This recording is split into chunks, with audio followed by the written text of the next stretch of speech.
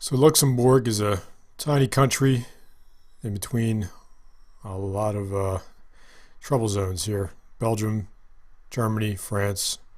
You can see why it was a major battle area during the Battle of the Bulge. So we're at the National History Museum here in Luxembourg. This is Diekirch, city of Diekirch, or a small town actually. Nice little town. And outside the museum itself, there's a Sherman tank here, long barrel. Inside, great museum. Amazing amount of authentic equipment and uniforms. Just unbelievable how much stuff they have here. So, artillery shells here, mortars. Artillery shells at the bottom, a lot of steel. You can see why iron ore was such a hot commodity during the war. Just an amazing amount of steel when you think about it, used in these weapons. Grenades, more artillery shells, mortars.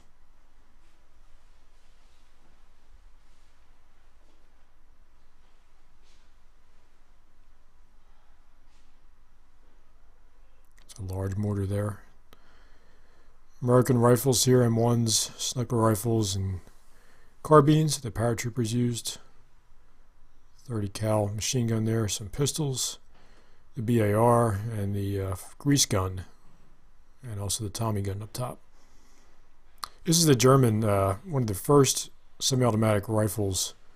Kind of the base of the AK-47 was that German semi-automatic assault rifle. German machine guns there, trench knives, machetes.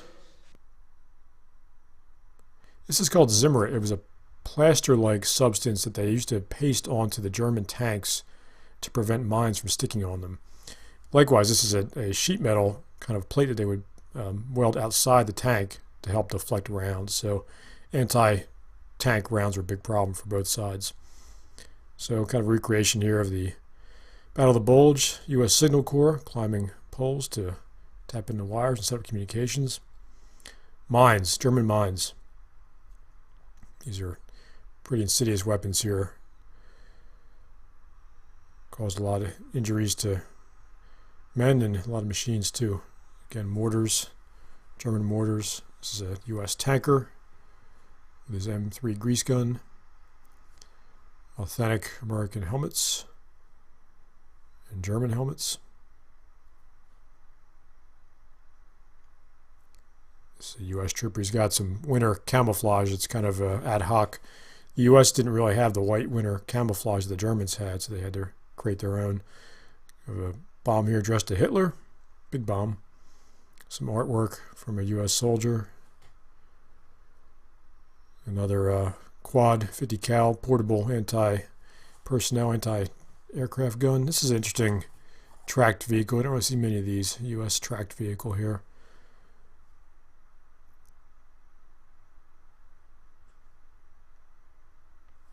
All the communications equipment, telephones, radios from that era. And kind of a breakdown of the M1 rifle. This is a 12-ton truck, I believe, with a 50 cal on top. Motor pool guys had a big job to do keeping all these tanks and trucks running for both sides. This is a German officer's uniform. He was actually killed while wearing this uniform by U.S. forces in a machine gun position in the Bulge. These are all weapons parts that were recently found with the remains of a German soldier nearby.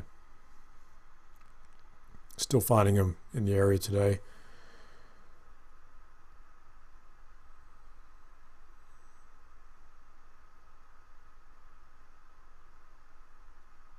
A German kind of armored car, half-track. This is a Schwimmwagen. This is an amphibious vehicle, kind of the Jeep equivalent for the Germans. And a tank, non-turreted tank, which is kind of rare. And a U.S. trailer. You see these on the road even today around these parts. And again, the Germans actually had better equipment during the Bulge than the U.S. did. They were more prepared. This is actually propaganda artillery shells. They wouldn't explode. There would be messages inside the shells from both sides, kind of encouraging the troops receiving them to quit and kind of rubbing in how miserable the conditions were, and et cetera, et cetera. So interesting things to read there if you want to pause that. The German anti-tank weapons there. This is a more modern U.S. recoilless rifle. Just kind of happens to be in this museum as well. They are a member of NATO, so they have some more recent equipment. Statue of Adolf there from the era. Big old artillery piece outside. The building itself is actually an old brewery, and combat was all around here. And these were actually shells and rounds that hit the outside of the building.